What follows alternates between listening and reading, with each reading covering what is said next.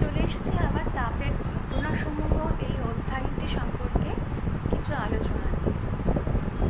আমরা আগের দিন তাপের প্রভাবে কঠিন পদার্থের যে প্রসারণ হয়, মানে কঠিন পদার্থের তাপীয় প্রসারণ, এই বিষয়টা নিয়ে আলোচনা করেছিলাম। আজকে আমাদের আলোচনার বিষয়বস্তু হচ্ছে তরল পদার্থের তাপীয় প্রসারণ। তাপের প্রভাবে তরল পদার্থ কিন্তু প্রসারিত হয়। আমরা দৈনন্দিন জীবনে এর একটা উদাহরণ কিন্তু আমরা দিতেই পারি। ধরো তোমার পরিচিত কোনো ব্যক্তির জ্বর হয়েছে, তখন তার জ্বর পরিমাপের জন্য, কতটা জ্বর হয়েছে, দেহের উষ্ণতা কতটা, সেটা পরিমাপের জন্য আমরা কিন্তু থার্মোমিটার বা ডাক্তারি থার্মোমিটার যন্ত্রটা ব্যবহার করি।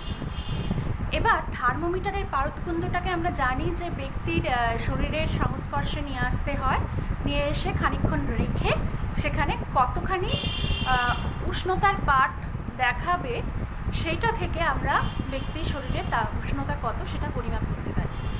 তো এখানে একটু আমি বলি, ব্যক্তির শরীরের সংস্পর্শে আনার আগে থার্মোমিটারে যে পারদ নামক তরল পদার্থটি থাকে, এটি কিন্তু পারদ কুণ্ডের মধ্যে থাকে। আমরা দেখতে পাবো সেটা বাইরে থেকে। পারদ খুব চকচকে একটা পদার্থ, সেটা কিন্তু কাঁচের বাইরে থেকে দেখা যায়।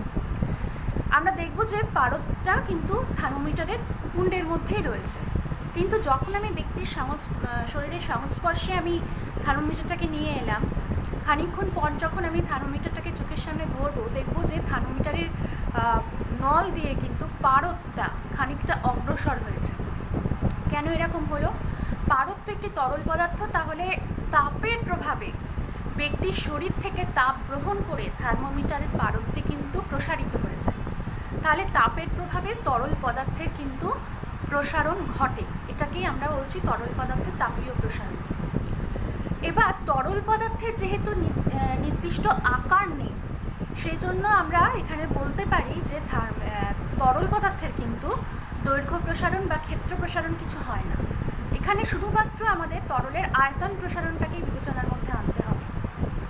এবার এই তরলের, তার মানে বুঝতে পারছে যে তাপের প্রভাবে আয়তন প্রসারিত হয়, কিন্তু জলের ক্ষেত্রে আমরা যদি একটু উদাহরণ একটু চিন্তা করে দেখি, জলের ক্ষেত্রে 0 ডিগ্রি সেলসিয়াস থেকে 4 ডিগ্রি সেলসিয়াস পর্যন্ত যদি আমি এটাকে উত্তপ্ত করি, তাহলে কিন্তু জল প্রসারিত হওয়ার পরিবর্তে সংকুচিত হয়, আয়তন কমে যায়। 4 ডিগ্রি সেলসিয়াসের পর থেকে আমি যত উষ্ণতা বাড়াবো, তখন কিন্তু অন্যান্য তরল পদার্থের মতো জল প্রসারিত হতে থাকবে উষ্ণতা বৃদ্ধির সঙ্গে সঙ্গে। তাহলে এই যে 0 ডিগ্রি সেলসিয়াস থেকে 4 ডিগ্রি সেলসিয়াস এই পাল্লাটার উষ্ণতার এই পাল্লার মধ্যে এই যে জল অন্যান্য তরলের মতো আচরণ করলো না, এখানে তাপের প্রভাবে তার যে আয়তন প্রসারিত হওয়ার বদলে সংকুচিত হলো, এই ঘটনাটাকে আমরা জলের ব্যতিক্রান্ত প্রসারণ বলে আমরা জেনেছি। এবার আমরা একটু মানে তরলের তাপীয় প্রসারণ বিষয়টা সম্পর্কে একটু মানে কিছু বিস্তারিত আলোচনা সেরে নিই। তরলের ক্ষেত্রে কিন্তু যেহেতু নির্দিষ্ট কোনো আকার নেই, সেই জন্য আমরা তরলকে কোনো পাত্রে রেখে তার কিন্তু প্রসারণটা দেখতে হবে, ঠিক আছে? তাহলে এখানে কিন্তু আমরা তরলের দু রকম প্রসারণ পাবো। একটা হচ্ছে তরলের আপাত প্রসারণ, আর একটা হচ্ছে তরলের প্রকৃত প্রসারণ। আপাত প্রসারণ মানে হচ্ছে যখন আমি পাত্রের প্রসারণের সঙ্গে, আমি যে পাত্রে তরলটাকে রেখেছি, তাপ প্রয়োগে শুধু তরলটা প্রসারিত হবে না, পাত্রেরও কিন্তু প্রসারণ হবে। তাহলে যখন আমি পাত্রের প্রসারণকে অগ্রাহ্য করে তরলের প্রসারণ বিবেচনা করব, তখন আমি সেইটাকে আমরা বলবো হচ্ছে তরলের আপাত প্রসারণ। আর যখন পাত্রের প্রসারণের সঙ্গে তরলের প্রসারণটা আমি যোগ করব, তখন আমি সেই প্রসারণকে বলবো তরলের প্রকৃত প্রসারণ।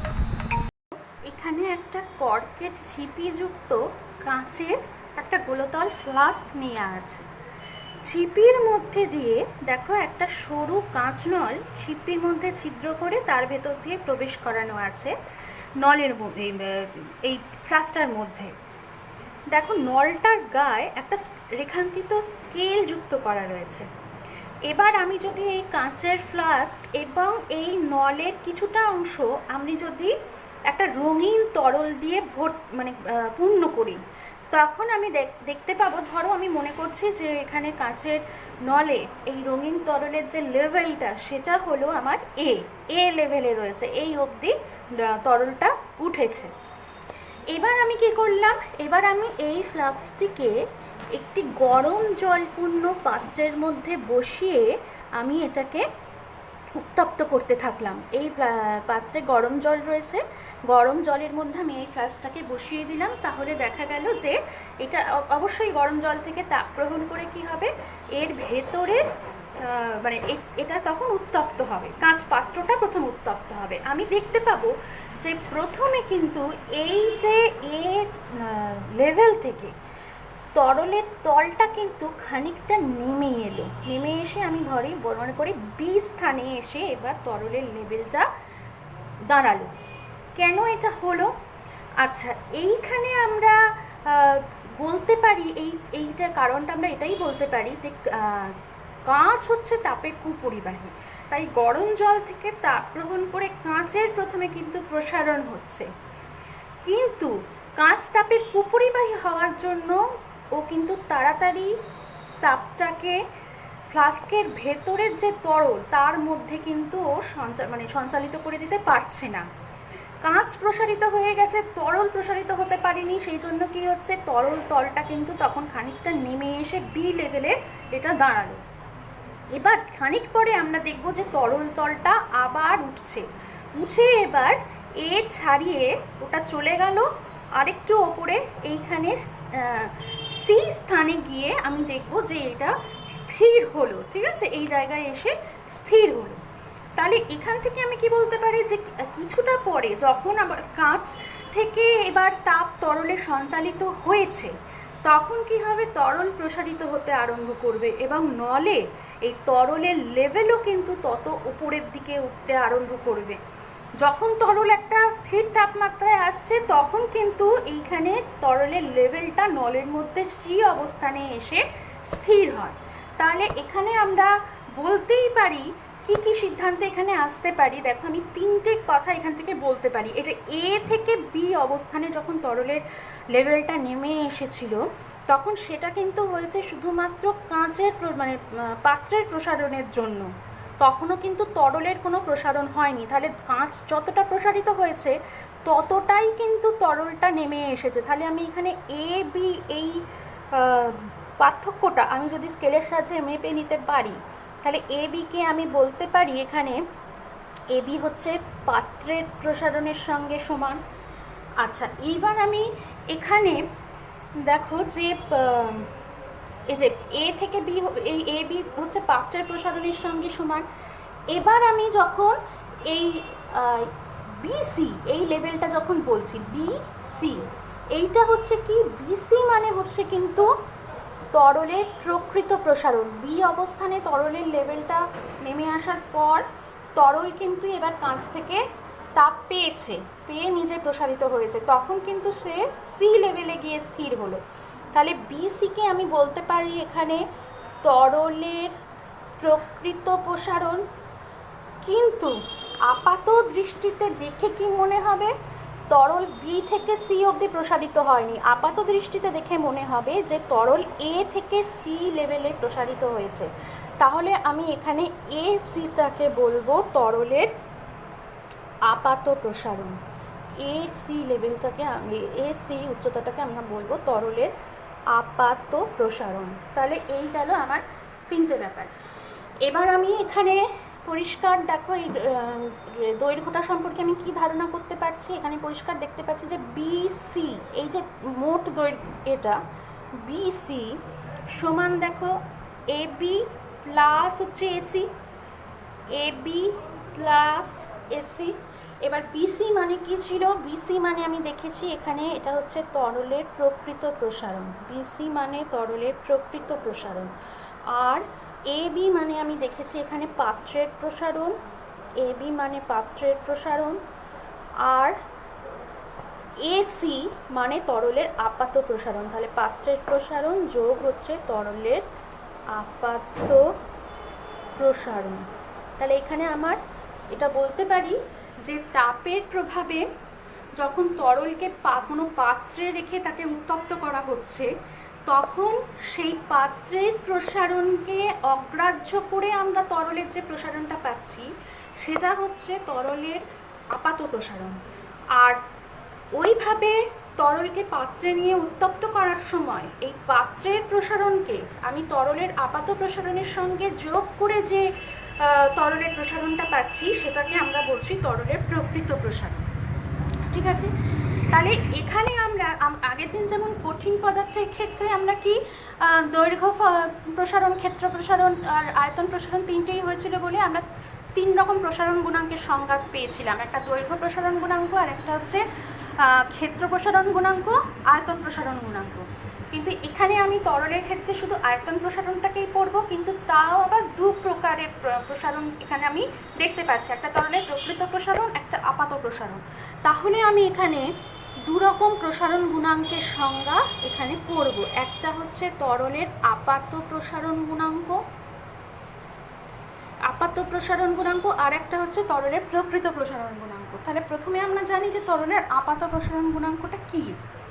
এটা আমরা বলতে পারি যে কোনো তরল পদার্থের প্রতি একক উষ্ণতা বৃদ্ধিতে প্রতি একক আয়তনে তরলের যে আপাত প্রসারণ হয় তাকে আমরা তরলের আপাত প্রসারণ গুণাঙ্ক বলছি। আমি মনে করছি T1 উষ্ণতায় তরলের আয়তন হচ্ছে, আমি ধরে নিচ্ছি V1। এবার আমি উষ্ণতা বাড়িয়ে আমি T2 করছি। T2 করলে T2 উষ্ণতায় তরলের আপাত আয়তন আমি ধরছি, আমি ধরে নিচ্ছি V1 ড্যাশ। তাহলে এখানে তরলের আপাত প্রসারণ গুণাঙ্কটা কি হবে? তরলের আপাত প্রসারণ গুণাঙ্ক আমরা গামা এ দিয়ে সূচিত করব, অ্যাপ্রক্সিমেট। হ্যাঁ, গামা এ আপাত প্রসারণ গুণাঙ্ক। এখানে বললাম কোনো তরল পদার্থের প্রতি একক উষ্ণতা বৃদ্ধিতে প্রতি একক আয়তনে তরলের যে আপাত প্রসারণ হয়, তাহলে আপাত প্রসারণটা এখানে কত হয়েছে? V1 dash minus V1 dash. এই V1 আপাত আয়তন ছিল V1 ড্যাশ, আর তরলের যে প্রাথমিক যে আয়তন সেটা ছিল V1। তাহলে আমি এখানে আপাত আয়তন মাইনাস প্রাথমিক আয়তন, এটা করে আমি কি পাচ্ছি? তরলের আপাত প্রসারণ প্রতি একক আয়তনে। প্রতি একক আয়তনে মানে আমাকে এখানে বাই V1 প্রতি একক উষ্ণতা বৃদ্ধিতে ইন্টু হচ্ছে T2 মাইনাস T1। তাহলে আমি এখানে পেলাম যে কোনো তরল পদার্থের প্রতি একক উষ্ণতা বৃদ্ধিতে প্রতি একক আয়তনে যে আপাত প্রসারণ হচ্ছে সেটাকে আমরা বলছি তরলের আপাত প্রসারণ গুণাঙ্ক। এবার আপাত প্রসারণ গুণাঙ্কের একক কী হতে পারে? এখানে পরিষ্কার আমরা দেখছি এখানে একটা আয়তনের একক থাকবে, বাই আয়তনের একক ইন্টু উষ্ণতার একক। তাহলে আয়তনের একক কেটে যাবে। এককগুলো এখানেও কিন্তু সেই উষ্ণতার এককের উপর নির্ভরশীল, degree Celsius inverse, degree Fahrenheit inverse বা কেলভিন ইনভার্স, এই ধরনের একক কিন্তু এখানে হতে পারে। একইভাবে আমরা যখন প্রকৃত প্রসারণ গুণাঙ্ক যখন পড়ব, তরলের প্রকৃত প্রসারণ গুণাঙ্ক, এখানে আমরা বলবো যে প্রতি একক উষ্ণতা বৃদ্ধিতে কোনো তরল পদার্থের প্রতি একক আয়তনে যে প্রকৃত প্রসারণ হয় তাকে আমরা ওই তরলের প্রকৃত প্রসারণ গুণাঙ্ক বলছি। আমি ধরে নিচ্ছি যে T1 উষ্ণতায় কোনো তরলের আয়তন V1, এটা আমি ধরে নিলাম। ঠিক আছে, আচ্ছা, এবার আমি উষ্ণতা বাড়িয়ে T2 করলাম। উষ্ণতা বাড়িয়ে T2 করা হলো। তাহলে T2 উষ্ণতায় আমি তরলটির প্রকৃত আয়তন আমি ধরে নিচ্ছি V2। তাহলে এখানে প্রকৃত প্রসারণ কতটা হলো? V2 মাইনাস হচ্ছে V1। তাহলে আমরা এখানে লিখতে পারি গামা আর, রিয়েল প্রকৃত প্রসারণ গুণাঙ্কটাকে গামা আর দিয়ে সূচিত করতে পারি। সেটা হচ্ছে কি প্রতি একক উষ্ণতা বৃদ্ধিতে প্রতি একক আয়তনে কতখানি প্রকৃত প্রসারণ হচ্ছে। তাহলে V2 minus V1 by V1 into T2 minus T1। তাহলে এখানে এটা গেল আমাদের প্রকৃত প্রসারণ গুণাঙ্কের যে এক্সপ্রেশনটা। এখানেও আমরা পরিষ্কারভাবে দেখতে পাচ্ছি যে এরও কিন্তু এককে আয়তনের এককটা থাকছে না ফাইনালি, আয়তনের একক বা এই আয়তনের একক কেটে যাচ্ছে, পড়ে থাকছে নিচে শুধুমাত্র উষ্ণতার একক, অর্থাৎ ডিগ্রি সেলসিয়াস ইনভার্স বা ডিগ্রি ফারেনহাইট ইনভার্স বা কেলভিন ইনভার্স, এই তিনটের মধ্যে যে কোনোটা হতে পারে। ঠিক আছে, এই তিনটের মধ্যে যে কোনোটা হতে পারে, ডিগ্রি সেলসিয়াস ইনভার্স বা ডিগ্রি ফারেনহাইট ইনভার্স বা কেলভিন ইনভার্স। এবার এই দুটো প্রসারণ গুণাঙ্কের মধ্যে আমাকে মনে রাখতে হবে যে তরলের প্রকৃত প্রসারণ গুণাঙ্ক হচ্ছে কিন্তু তরলের একান্ত নিজস্ব ধর্ম, এটা হচ্ছে তরলের নিজস্ব বৈশিষ্ট্য। ঠিক আছে, আমরা যদি মানে তরলের প্রসারণ গুণাঙ্ক কিন্তু আমরা বিভিন্ন পাল্লায় একই ধরে নিই, কিন্তু বাস্তবে বিভিন্ন উষ্ণতায় কিন্তু তরলের প্রসারণ গুণাঙ্ক একরকম হয় না। সেই জন্য আমরা কাজের ক্ষেত্রে যখন আমরা খুব সূক্ষ্ম পরিমাপ করব, তখন কিন্তু আমরা প্রাথমিক যে উষ্ণতা সেটাকে আমরা 0 ডিগ্রি সেলসিয়াস ধরে আমরা মানে এই গণনা শুরু করব। আচ্ছা, আরেকটা কথা এখানে বলে রাখা ভালো যে সব তরলের বেলাতে কিন্তু একই উষ্ণতা বৃদ্ধিতে আয়তন প্রসারণ একই রকম হয় না। যেমন কঠিনের বেলাতেও ছিল, এখানেও তাই, একই উষ্ণতা বৃদ্ধিতে বিভিন্ন তরলের কিন্তু আয়তন প্রসারণ ভিন্ন ভিন্ন হতে পারে। তাহলে এখান থেকে আমরা আপাত প্রসারণ গুণাঙ্ক কাকে বলে, প্রকৃত প্রসারণ গুণাঙ্ক কাকে বলে, তাদের যে এক্সপ্রেশন সেটা পড়ব, এককটা যে একেবারেই শুধুমাত্র উষ্ণতার উপর নির্ভরশীল সেটা পড়ছি, এবং প্রকৃত প্রসারণ গুণাঙ্ক একেবারে তরলের নিজস্ব বৈশিষ্ট্য, এই কথাটা আমি খুব ভালো করে মনে রাখবো।